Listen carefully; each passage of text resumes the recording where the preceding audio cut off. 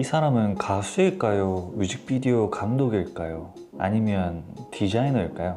오늘 이야기할 사람은 본인만의 길로 세계인을 사로잡은 DPR 이안입니다.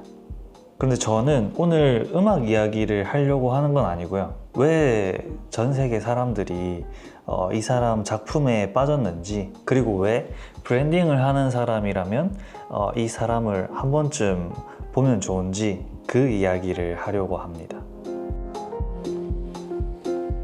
디자이너 여러분, 하나만 여쭤볼게요. 브랜딩이 뭐라고 생각하시나요? 많은 분들이 브랜딩을 로고라고 생각하는데 예쁜 심볼, 잘 빠진 컬러, 깔끔한 폰트. 하지만 저는 진짜 브랜딩은 그게 다가 아니라고 생각하거든요. 진짜 브랜딩은 사람들 머릿속에 하나의 세계를 심는 일이라고 생각을 합니다. 애플을 보면 애플의 세계가 떠오르고, 무인양품을 보면 무인양품의 공기가 떠오르죠. 그게 브랜드예요. 로고가 아니라 세계. 그리고 오늘 소개할 DPR 이안은 그 세계를 심는 일을 자기 자신에게 한 사람입니다. DPR 이안, 본명은 크리스티안 유, 호주 시드니에서 태어난 한국계예요. 이 사람 이력이 재밌습니다. 처음엔 아이돌이었어요. 2012년 시클라운이라는 그룹의 리더 롱으로 데뷔했죠. 그런데 3년 만에 팀이 해체돼요. 아이돌로서는 사실상 끝나는 나이였습니다. 보통은 여기서 이야기가 끝나요. 그런데 이 사람은 카메라 뒤로 자리를 옮깁니다. 댄서로, 촬영으로, 편집으로, 결국 뮤직비디오 감독이 돼요. 동료들과 DPR이라는 크루를 만들고 크루의 거의 모든 영상을 직접 감독하고 편집했어요. 심지어 태양이나 바비, 아이유 같은 다른 아티스트들의 뮤직비디오까지요. 그리고 2020년 다시 카메라 앞에 나옵니다. 이번엔 가수 DPR 이안으로요. 이 사람의 뮤직비디오들을 쭉 보면 이상한 느낌이 들어요. 전부 다른 노래인데 이상하게 같은 세계 안에 있는 것 같은 느낌. 왜 그럴까요? 세계관이 이어지기 때문입니다. 가수들은 대부분 앨범을 만들죠. DPR 이안은 캐릭터를 만들었어요. 미토라는 인물이요. 부러진 날개를 가진 천사, 어둠에서 스스로를 끌어올리는 존재. 그리고 이 캐릭터는 사실 그 자신입니다. 조울증을 겪는 자기 내면을 캐릭터로 만들어낸 거예요. 이후엔 미스터 인세니티라는 또 다른 자아까지 등장하면서 하나의 서사로 확장됩니다. 중요한 건 이거예요. 색감, 카메라, 의상, 소품, 음악, 편집, 이 모든 게 한 명의 인물을 설명하기 위해 존재해요. 감독 출신이니까 그걸 보이게 만드는 법을 아는 거죠. 가장 감추고 싶은 약점을 가장 압도적인 세계관으로 바꿔버린 겁니다. 이안은 제품보다 세계가 먼저였습니다. 보통 순서가 반대예요. 노래 한 곡 잘 뽑고 로고 하나 예쁘게 만들고 그 다음에 이걸 어떻게 알리지?를 고민하죠. DPR 이안은 곡이 먼저가 아니라 그 곡이 살아갈 세계가 먼저였어요. So Beautiful 한 곡을 낸 게 아니라 미토가 사는 세계를 먼저 짓고 그 안에서 노래가 흘러나오게 한 거예요.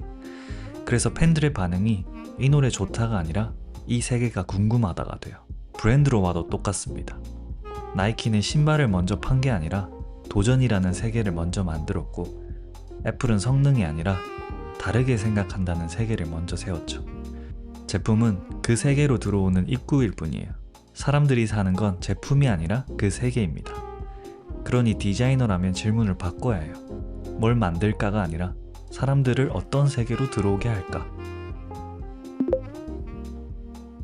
두 번째, 모든 요소가 같은 한 가지를 말해야 한다.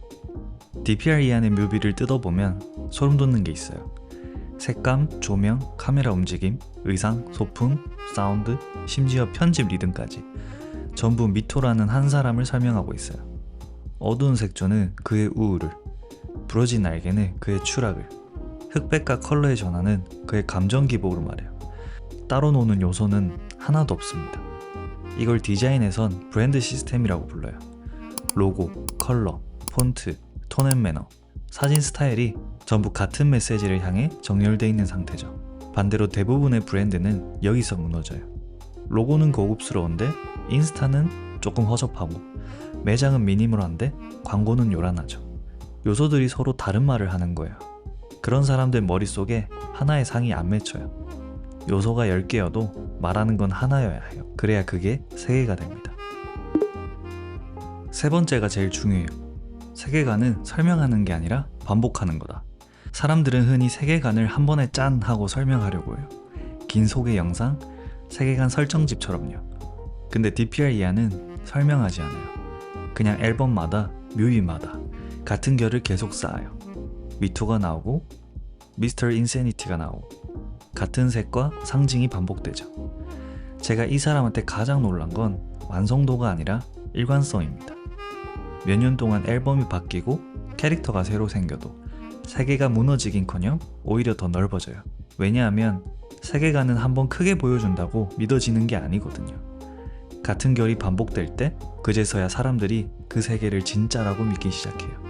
브랜드도 똑같습니다. 한 번의 대박 캠페인보다 몇 년째 흔들리지 않는 톤이 브랜드를 만들어요. 그러니까 세계관을 만든다는 건 지겨울 만큼 일관되게 반복할 각오를 하는 일이에요. 재밌는 지점이 하나 있어요. DPR 이하는 한국보다 해외에서 더 인기가 많거든요. 물론 한국도 당연히 팬들은 많지만 해외 페스티벌만 가도 전 세계 사람들이 DPR 이안을 외치고 있습니다. 왜 이럴까요? 제 생각에는 기본적으로 영어로 소통이 되게 자연스럽다는 점도 당연히 있겠지만, 근데 언어보다 비주얼적인 측면이 사실 더 먼저 전달되는 편이거든요. 그래서 음악뿐만 아니라 본인의 세계관을 직접 연출을 하다 보니까 그게 더 잘 전달이 되고 꼭 그 언어가 아니어도 감정이 더 와닿았던 게 아닌가 싶습니다. 그런데 최근 이 사람에게 아주 힘든 일이 있었대요. 오랫동안 함께해온 DPR 동료와 문제였죠. DPR 이하는 10년 넘게 크루의 거의 모든 장작을 자기가 맡았는데도 정당한 정산을 받지 못했다고 밝혔어요. 자기 세계를 함께 만들어 온 사람들과의 관계가 흔들린다는 건 가장 아픈 종류의 상처예요. 그런데 바로 여기서 이 사람이 왜 특별한지가 드러납니다. 회사가 흔들리고 동료가 떠나도 그가 만든 세계관은 그의 것이거든요. 미토도 그 우주도 그 이야기도 전부 자기가 만든 거예요. 소속이 바뀌어도 시스템이 무너져도 가져갈 수 없는 거. 회사는 뺏을 수 있어도 당신이 만든 세계는 뺏을 수 없어요. 이게 자기 이름으로 세계관을 만든 사람만이 가진 힘이에요. 결국 사람들이 반응하는 건 물론 좋은 노래와 좋은 영상도 있지만 그 사람이 만든 세계를 좋아하는 것 같습니다. 브랜드도 똑같아요. 사람들은 로고를 기억하는 게 아니라 그 브랜드가 보여준 세계를 기억합니다. 그래서 브랜딩은 예쁜 디자인을 만드는 게 아니라 사람들이 계속 들어오고 싶은 세계를 만드는 일입니다. 저는 DPR 이안을 볼 때마다 디자이너와 아티스트의 경계가 사라지고 있다고 느껴요. 예전엔 디자인이 의뢰를 받아 만드는 일이었다면 이제는 자기 세계를 만들어 사람들을 초대하는 시대가 된 것 같습니다. 그래서 저는 이 사람이 브랜드 디자이너에도 가깝다고 생각합니다. 저에게도 마찬가지고 여러분들도 온전히 나만의 것이라고 부를 수 있는 세계가 있는지 같이 고민해보면 좋을 것 같아요. 그럼 저는 또 다음 영상으로 찾아뵙겠습니다. 감사합니다. 제이든이었습니다.